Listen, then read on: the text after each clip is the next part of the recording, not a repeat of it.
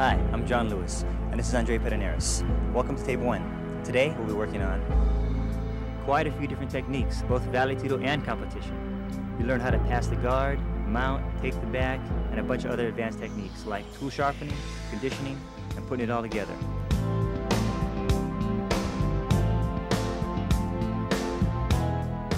We loaded these tapes with a lot of techniques and a lot of information. You're gonna need your remote control. So enjoy the video, take notes, and get ready for a good workout. While you're stretching out, check out my new music video.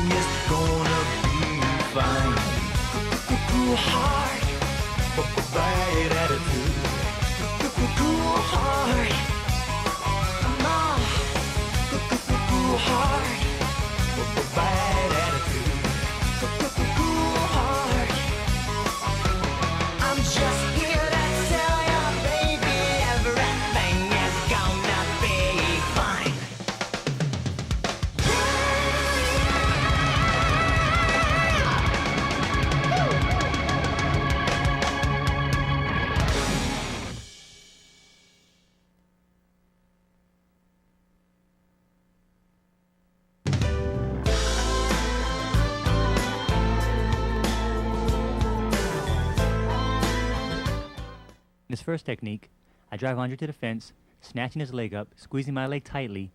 As I drive my shoulder into his leg, I put him down. I clear my leg to pass the guard, go over his arm and under his head, and I get the side control. Let's see that again. Put him in against the fence, snatching his leg up, squeezing my leg tightly to control him, driving my shoulder into his leg, stepping over to clear his leg, through his arm, under his head. I bring my other arm around to control the side control. See that in slow motion. Snatching his leg up real tightly. You have to squeeze it real tight here or he'll be able to pull it out. Driving my shoulder down, put him on his back, putting some pain to him.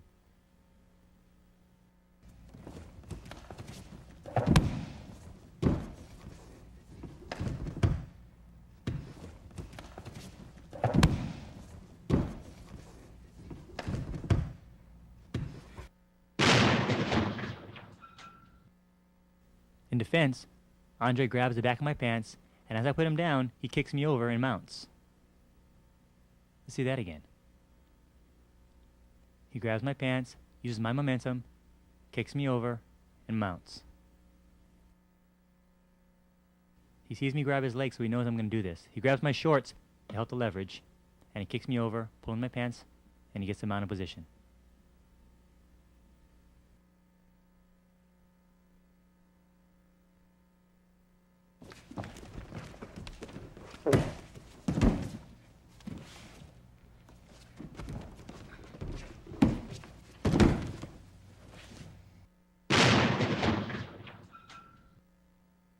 I fake a reversal to Andre, so he defends. As he defends, I reach over his arm and under, key locking my wrist and lifting his arm into a shoulder lock.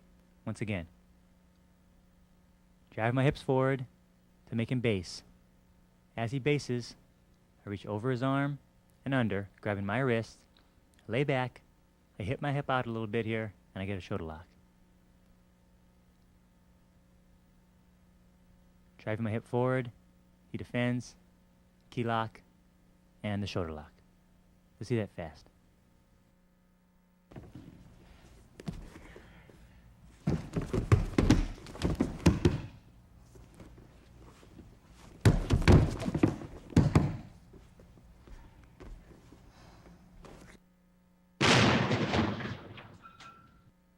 Here's a cool defense.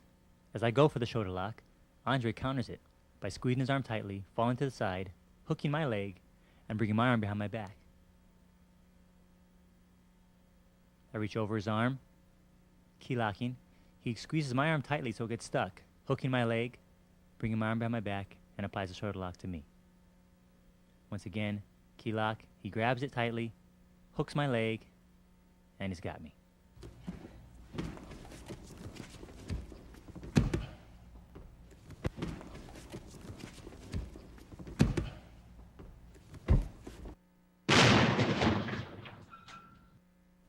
To pass the guard, Andre controls both my legs, squeezing them tightly together, applies his right shoulder tightly and his head on my body, under my head, and there he is.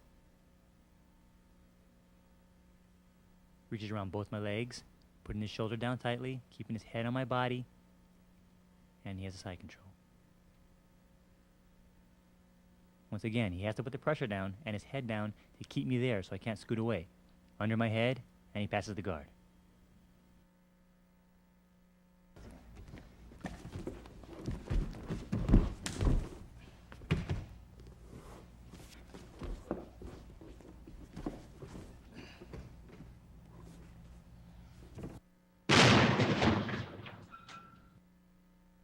In defense, I bring Andre's weight over my body. At this point, I change my feet both to one side of his body and bring my shin across his stomach. Controlling his elbow, I reach under his leg, lifting him over with my leg and my arm, and apply the arm lock. See that again. As he goes to pass, I bring his weight over me, changing my feet both to one side. My shin comes across his stomach, I control his elbow, I reach underneath his leg, I lift him with my arm and my leg, and I apply the arm lock.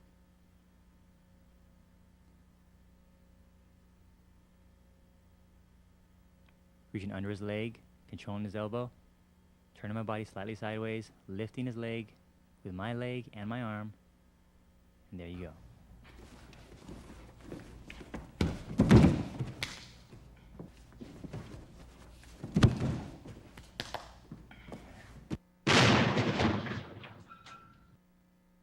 Okay, from the side control, I'm throwing my knee to his head as a distraction. What I really want is for him to defend with his free hand. And as he does, I push his wrist to the floor, I key lock my wrist, straighten my body out, and I apply a top wrist lock. Let's see that again.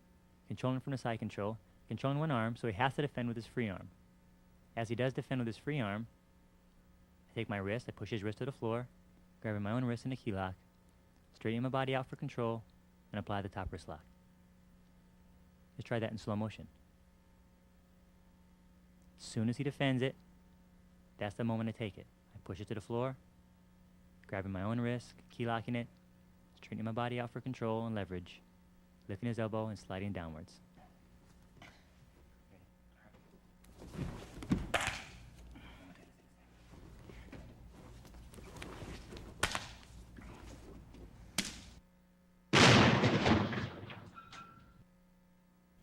To defend this position, Andre does a double bridge technique. First time he bridges to get his elbow in. Second time to get his arm free. Then he goes behind. Again, he bridges once just to get his arm inside the hole.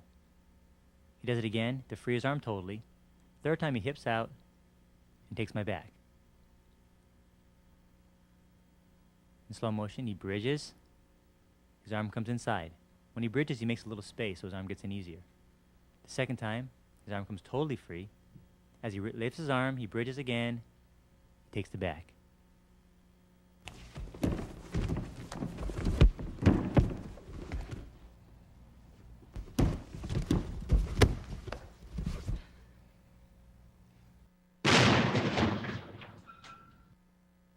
In Vale Tudo, sometimes it's very wet and slippery, so it's hard to get an arm lock. Here's one I like to use. I scoot up very high in his arms, reaching underneath, and I key lock his wrist. This makes it tight to get it out. I bring my foot close to his body, my knee close to his head into a side mount, and at this point I put my knee on his face to keep him down. I lay back with my knees together tightly into the arm lock.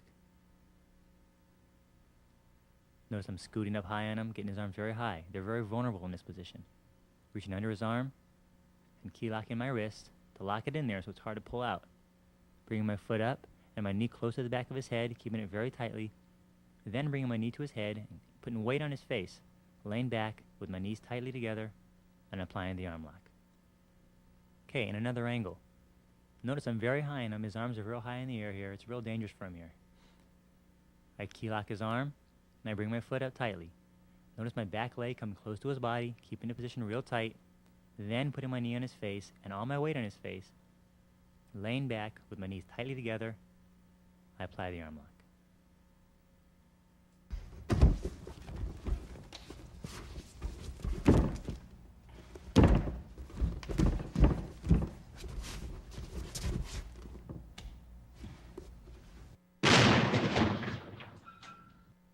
To defend that key lock, what he does is he bridges hard and I have to base. He reaches around my arms, controls my feet, picks the side he wants to go to, and he bridges hard. And he's in my guard.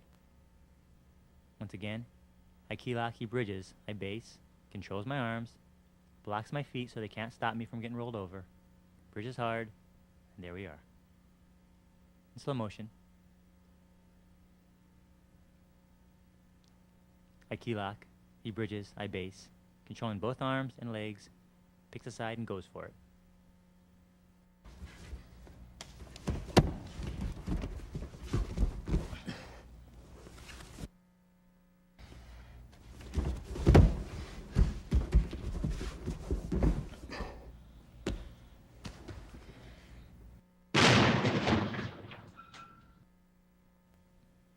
From this position, I let him escape one arm, putting on a triangle. My foot's all the way behind my knee, but I'm going to go for some arm locks and shoulder locks instead. So I grab his elbow, and I lift my hips at the same time, like so, to apply pressure to the shoulder. We also have arm locks in different positions from here, even straight arm bars. A lot of variations from this position. Once again, he escapes one arm. I put a reverse triangle on. But instead of choking, I'm going to go for some arm locks. I grab his elbow, lifting my hips forward. Here's another version. Straight arm bar, even a wrist flex. See that in slow motion. Grabbing his elbow, lifting my hips, applying a shoulder lock, or an arm lock, or a straight arm bar. even bending his arm and applying a wrist flex.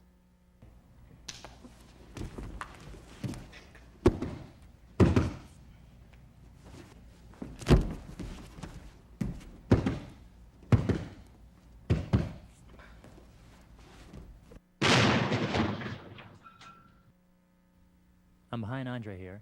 He reaches around my arm and applies a wing lock. At this point, he brings his other knee under me and under him, and he just rolls over. As he rolls over, he catches me in a side control. Once again, I reach over him. He controls my arm with a wing lock technique, squeezing it tightly, bringing his knee under him and under me, rolling over. I'm forced to roll over with him, and he has a side control. Andre controls my arm with a wing lock, keeping it tight to his body. He brings his knee in and under us. That way my weight is over him. And as he rolls, I'm forced to roll with him right into his side control.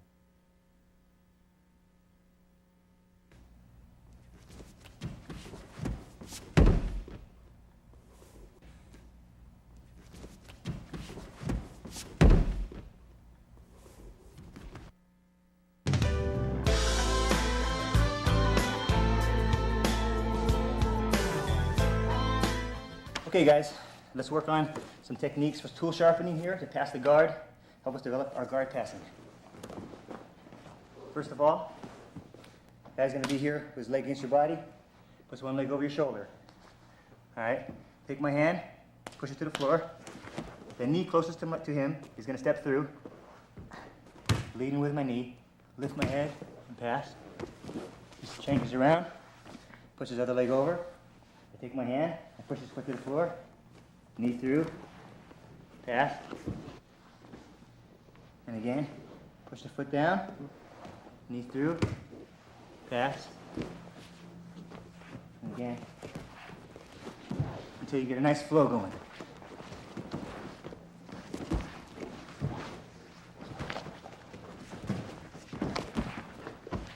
And so on. Let's try it.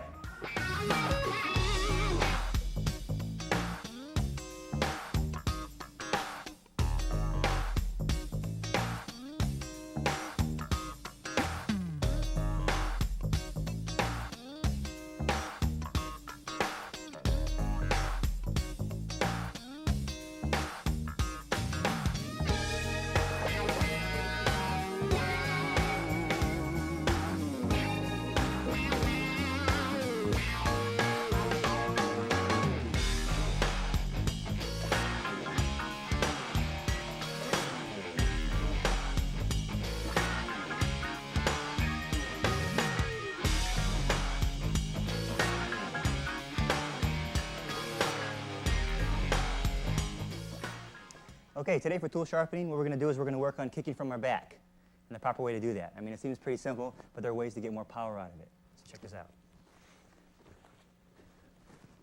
Okay, what you got to do first of all, put your hands on the floor. Every time you throw a kick, you want to lift your hips, your butt off the ground. Okay, using your abs. Okay, so don't just kick from here. You're going to extend. Okay, like this. Also, try to keep your toes back. Strike with your heel if possible. You can have more power to hit from here,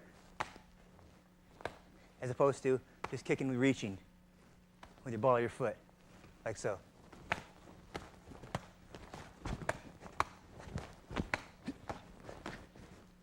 Okay? Simple. Let's try it.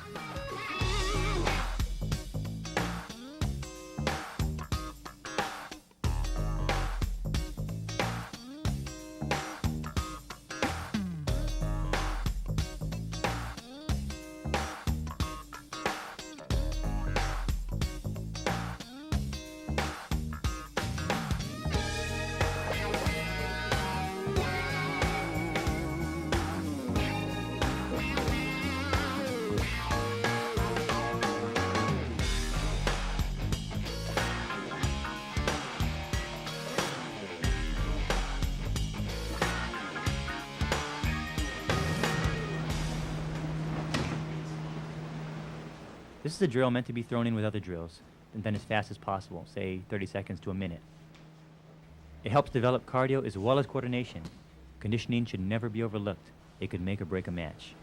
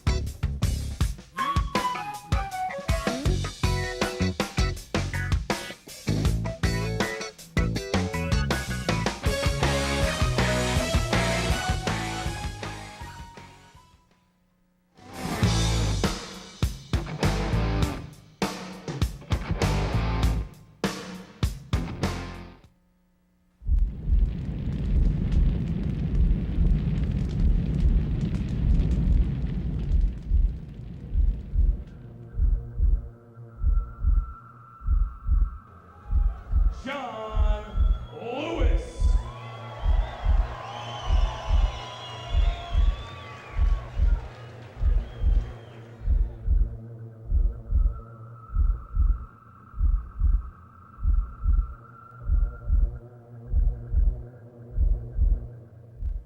I say he's a tackler. He's the aggressor. John will defend the tackle. That first big move is critical, and as we saw in the last bout, there wasn't that big first move, and we had a draw. Like you said, John, Teach-Out went to him, but John Lewis was ready for anything, and here he comes out. John with the single leg grapevine, Teach-Out with the side control, like I said. Well, Teach-Out tried to get the control right away, and then he was able to flip Lewis over him as Lewis tried to get control with his best assets. What a great base by Teach-Out, but he turned his back. And you know what that means. Well, exactly. You're going to get pounded on by Lewis, who wants to take away all the weapons Teach-Out has now. Expert in the rear naked choke. And watch how Lewis maintains his balance on top there. He's not leaning too much either way. Lands the elbows, and that gets the crowd into it here. Tapped out. This fight is over. Wow. Unbelievable what positioning can do. Utterly unbelievable what the right positioning with the right weapon can do. Ladies and gentlemen, in our second bout tonight, we have a winner at 52 seconds, John Lewis, by submission.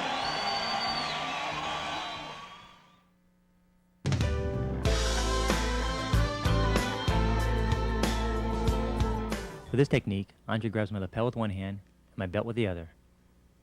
He drives forward with one and pulls with the other, countering his position. And as he pushes forward, he comes in close, hugging my body, like so. His leg hooks, and he drives forward to take me down. Once again, one hand's on the lapel, one hand is on the belt. He pushes with his upper hand and pulls with his lower, breaking my balance, like so. Reaches behind, hooks my leg, and takes me down. First, he gets his upper grip, then the belt. And to break my balance is very important here. So he pulls with the belt and pushes with his upper hand to bend me backwards. And as he does that, he shoots in to get closer on my waist and tight. Hooks his leg outside in, drives forward, and there you go.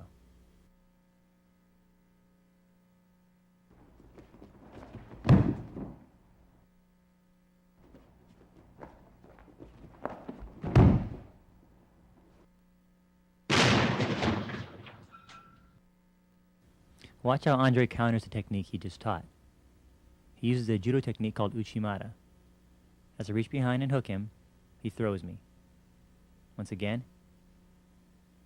I drive forward to hook him, my leg comes around, and he reverses it and throws me. Let's see that again. So I grab his belt and his lapel, pulling his belt inwards, pushing his lapel away to break his balance, but as I reach behind to hook him and throw him, he counters it with uchimata, like so.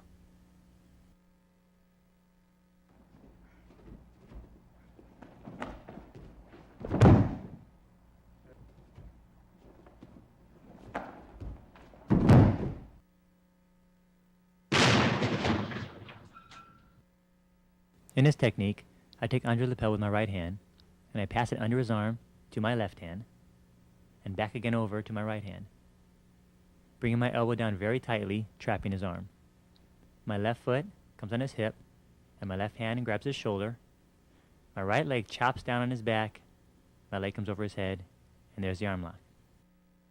Once again, my right hand grabs Andre's lapel, passing it under his arm to my left, and back over again to my right, and my elbow presses down tightly, trapping his arm. My left foot's on his hip, my hand grabs his shoulder, and my foot chops down on his back, my leg comes over his head, and we have the arm lock. See that in slow motion.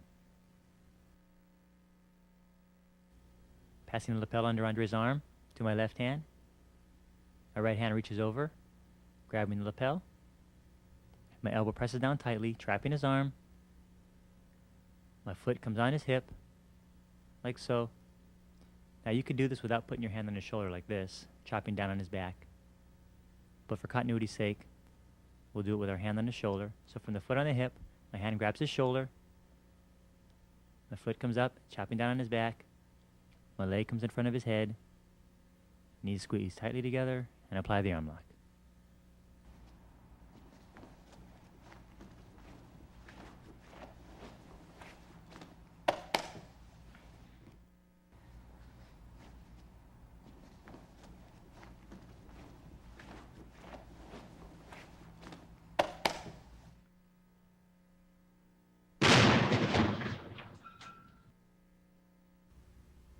Andre's defense to this position is very simple. As I reach over, he blocks my elbow from coming down to trap it, taking his arm out of the hole, and there he is.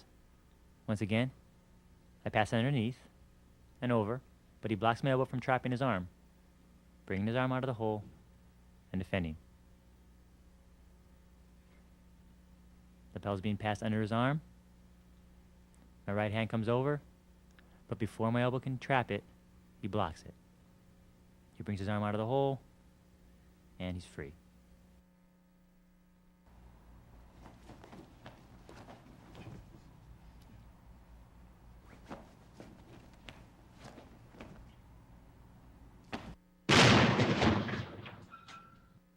This is an escape for the spider guard. My left hand comes inside the hole, up, and pushes his leg down. Then my knee comes in, and as I pull my hand away, his hand can't follow because my knee's blocking it. I take my free arm, I grab his pants on his opposite leg and his sleeve, back away, spinning him around, place my knee on the belly. Again.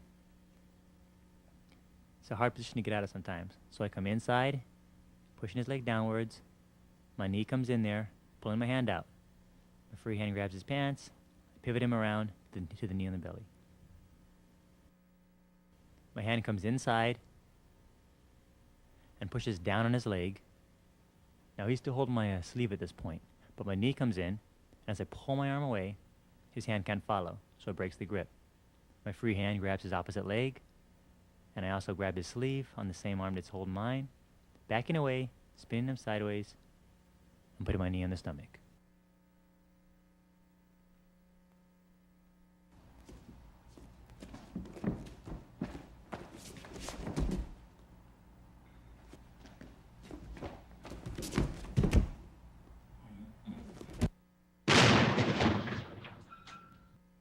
Okay, so once again, my hand comes inside, pushes down on his leg to free my hand. But what he does is grab my ankle, hooks my leg, pushes me away, and then goes inside my legs from behind. I lose my balance, and he takes the top position. So again, my hand comes inside, pushes down on his leg, and I free my hand. But he grabs my ankle, hooks my leg, pushes me away, and as he goes through the back, I lose my balance, and I fall down.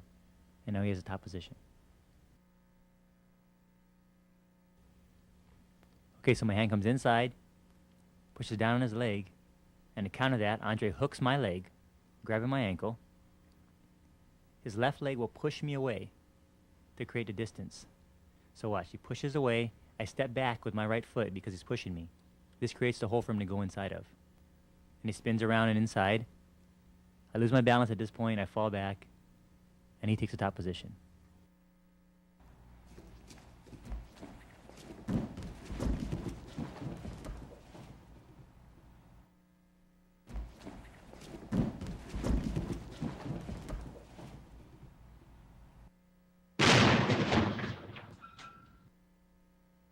In this mounting position, one of my legs are between Andre's legs.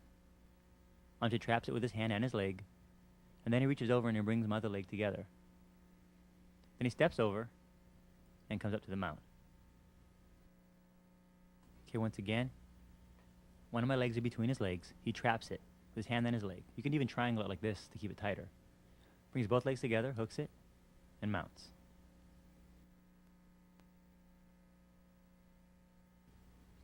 Okay, so one of my legs are between Andre's legs. He traps them, reaches over to my other leg and brings them tightly together. Then he's going to hook his leg over, kind of low, like a low mount. At this point, brings his weight over me, and he mounts.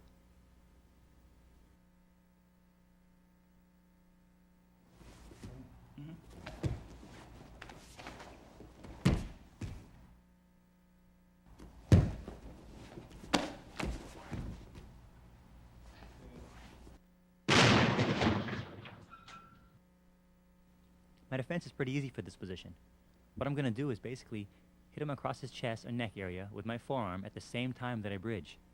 Then I follow over and I'm in the half guard. Once again, my foot hits the floor, I strike and step over. See it again in slow motion. When he's going to go for the mount and trap my leg, same time, I bridge very hard, hitting him across his chest and neck area with my forearm, taking him back, stepping over, and I'm in half guard.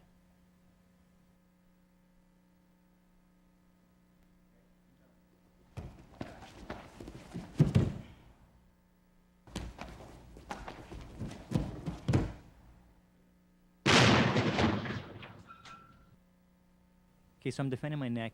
I'm just having a hard time finding the choke. So he reaches over, puts his thumb inside for the grip. As I turn sideways to defend myself, he grabs my lapel low, pulls on the lapel as he brings his elbow to the floor and chokes. Once again, I'm defending very well, so he has a hard time getting in there. So he goes on top. Thumbs in, turns sideways, he grabs low on the lapel, brings his elbow to the floor, and chokes.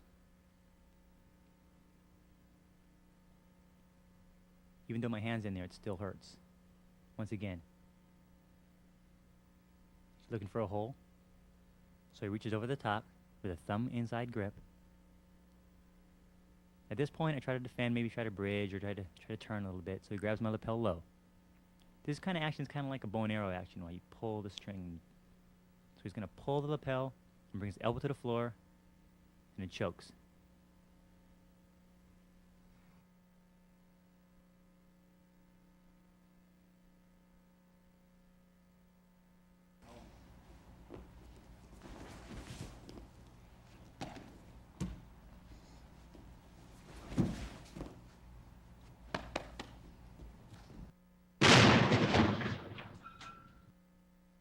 Okay, in defense, I take my hand, I put it inside between his arm and my neck. At this point, I push his leg downwards and bring my leg through and hook it. Move my hip outwards and take the back. Once again, my arm comes in between my neck and his arm to defend the choke. Put my left arm on his knee, pushing it downwards, and bring my leg out, and I hook him. Moving my hips out, going behind, grab the wrist if you like. Okay, once again, my hand comes inside between my face and his arm, defending the choke. My left arm pushes on his knee, not on his hip, but his knee, straight downwards. I straighten my left leg, and I bring my knee out and around, hooking his leg, trapping it. Then I hip out, he falls, I go to the back. I can take the wrist if I'd like.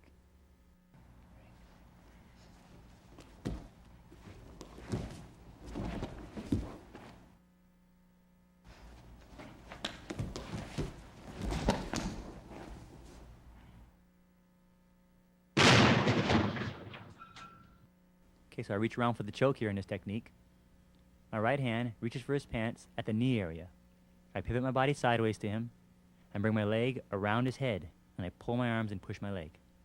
Once again, I get the choke, reach for his knee, pivot my body, foot across the head, and I choke. Okay, so make sure you get a nice tight grip on this here, on this choke. My right hand comes down to his pants at the knee area. This gives me more leverage. My left foot on his hip helps me pivot, and my right foot comes across his body, nice and tight, like that. Then my left leg comes behind his head, and I push with my left leg and pull with my hands, extending my hips forward.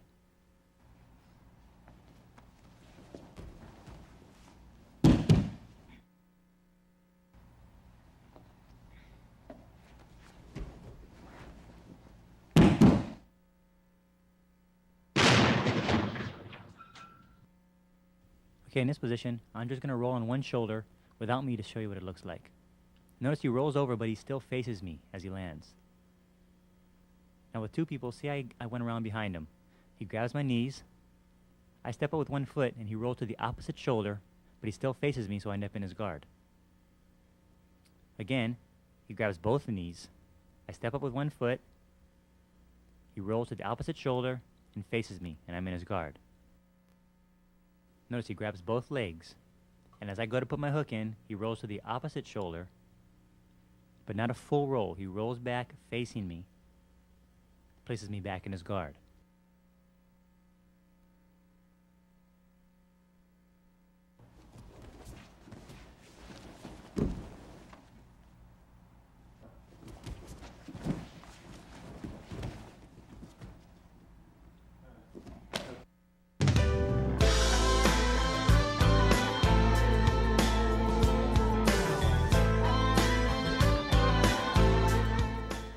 This tool sharpening drill helps build your legs to control the guy and helps build balance in your body and legs when you're controlling somebody when they're in the air. Okay, first of all, hold his sleeves. Push his hips away slightly and pull his sleeves to bend them. Okay, now I'm going to bring my body under his, scooting underneath, control his arms up high, press him, not all the way straight, but slightly bent to here. Okay, it's going to be a drill. We're going to keep doing it. So it looks like this.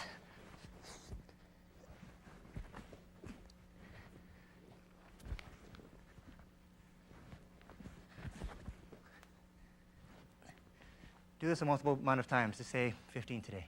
Try it.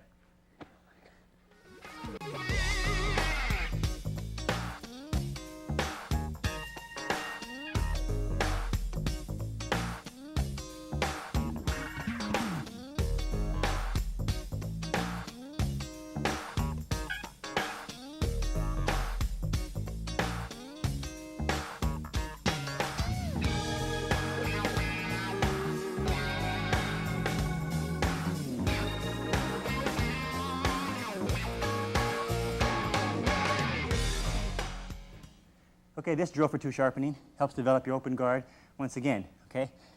What's going to happen basically is Steve puts his hands in his belt. He's not going to use his hands, okay? Tony's going to pass his guard, and he's going to do it without grabbing any material whatsoever. He has to use his hands, moving inside, and so on. so it's kind of fair. Okay, this helps Steve have to use his feet here. He cannot close his feet. Once he closes his feet, it messes the game up. So he's going to leave his feet open. He's going to try to defend the guard with no hands, and Tony's going to pass without grabbing any material. Let's see how it looks.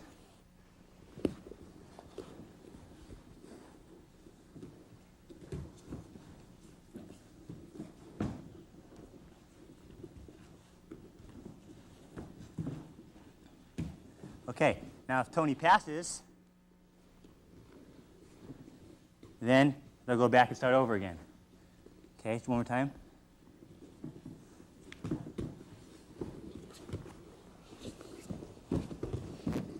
Okay, and if Tony passes, let him pass, and then they'll start over again. Okay, that's how it goes. This goes for a time limit as well with a timer. You say 2 minutes, one guy in the bottom defends, then switch the position, then 2 minutes, the next guy does it. Okay, just try it out.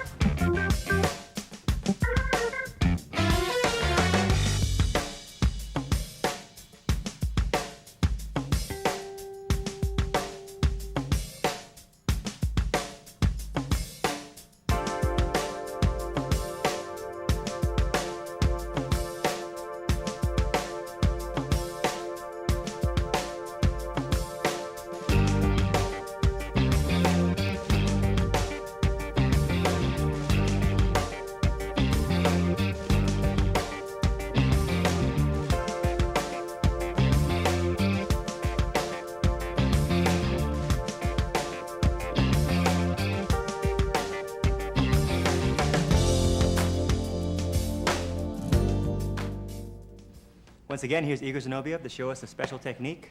Igor? Okay. First of all, take its grip in your back, in another in the sleeve. Make sure you got some like one rope in the back. Now pulling down, cross the legs, safe grips, put like this in arms, and we got it a different way. Side control or unblock.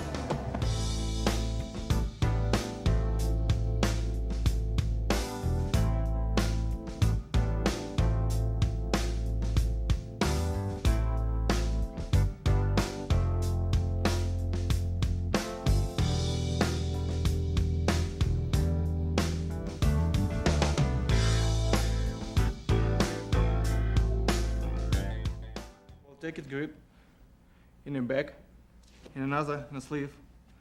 Make sure you got some like one rope in the back. Now pulling down,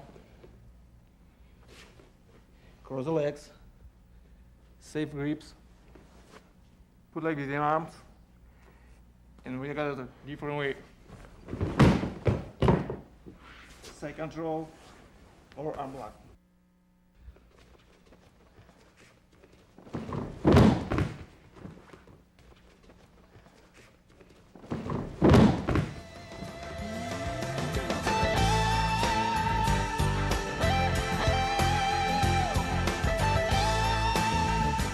Now we're to the strategy part of the tape. Okay, say we're fighting against a wrestler. Okay, the wrestler's objective is to take us to the mat. So what we want to do is we want to give him the chance or the thought that he's ready to take us to the mat in a safe way. What I mean by that is to throw a fake punch or a fake kick or a feint or something of that nature is going to make him feel that he can take us to the mat safely. Okay, he's trying to wait for the right moment to do so. So what we're going to do is something like this. Okay, so the wrestler's keeping his distance and he's waiting for me to do something so he can have his chance to attack me. Okay. What I mean by something is like a punch, when he sees that, or a feint, or a kick, is when he's going to want to attack, okay? So I know this. So I'm not going to give him a full technique, a full punch or a full kick. I'm not really going to try to hit him, but I am going to give him the intention that I'm doing so he feels it's safe. Okay. So if I do it in slow motion and Andre does it in slow motion, for instance, I throw a punch all the way, he's going to come in right then to take me down. So here's what we're going to do. As the guy tackles, shoot my legs out, put my weight on him here, like so. Okay. So basically, he's reaching for my legs, and I'm making sure they're not there, and I'm letting all my weight fall on him. Once again, it looks like this. Sprawl, shoots in. Okay, all my weight is on him. Now the technique is this. Slow motion. I fake. He thinks it's safe. He tackles. I sprawl, and I want to go to his back, always, okay? Which is my whole objective in the first place. So my hook, I'm going to check him. You can kind of kick him out from there and flatten him out. So what this whole thing has been based on is getting to the guy's back, okay? So we're trying to get to his back. We know if he tackles, he's going to go for our legs. If he goes for my legs, I'm going to sprawl, which is going to expose his back. I'm going to immediately spin to his back and put my hooks in. I fake, comes in, my weight's on him, behind, hook, hook. Try once real time.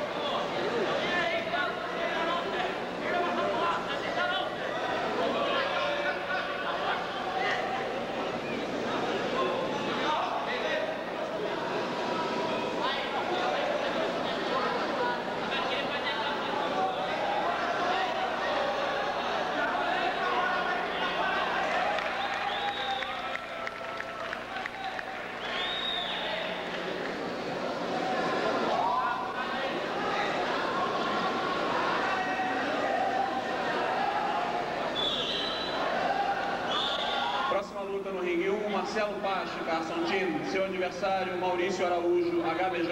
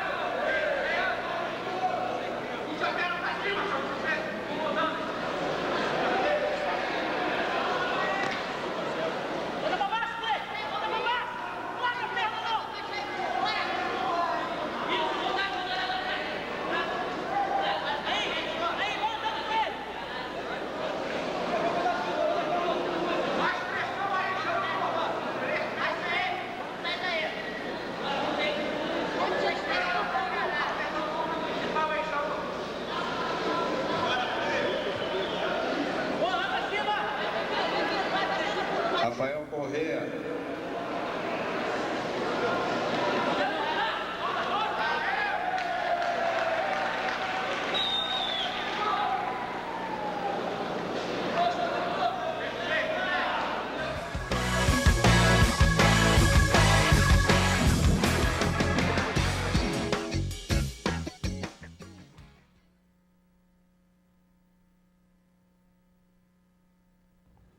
I believe so much in Brazilian Jiu-Jitsu because no matter what the fights have been, even the fights when I was just a stand-up fighter, when I was just kickboxing and I did real fights like this, I still would end up fighting on the ground anyways.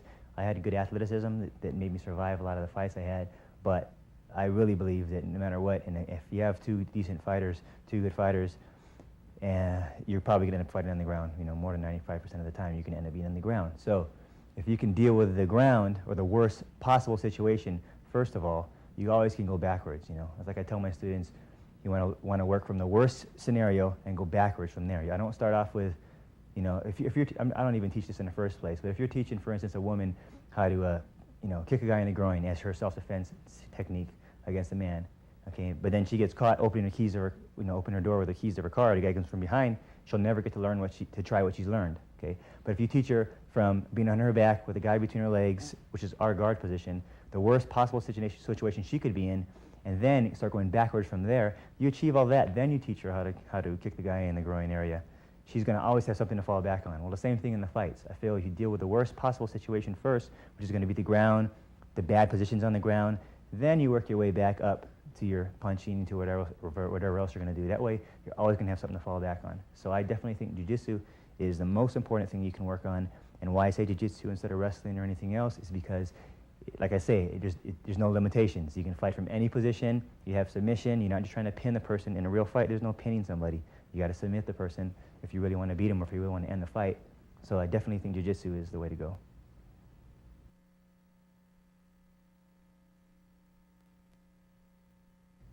I give a black belt for him because I'm training for him. I know when the guys is prepared for receive this belt. I'm training all the guys in my school. They have a black belt. I know they have the same technique as my guys because they didn't give the black belt for him.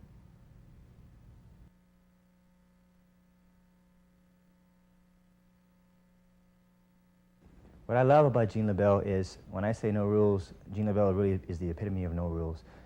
With Gene, anything goes, you know. There's no sport version of what Gene does. Gene's version is simply down and dirty and to the point, whereas deals with all the submissions that I've ever learned in any other situation as well.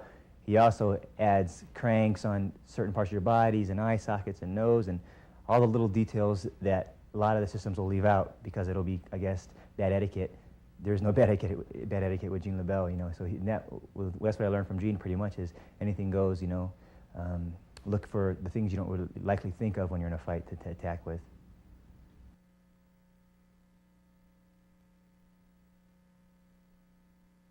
you're ever in Las Vegas, feel free to stop by the school. In the phone book, it's listed under JSECT Jiu-Jitsu, JSECT.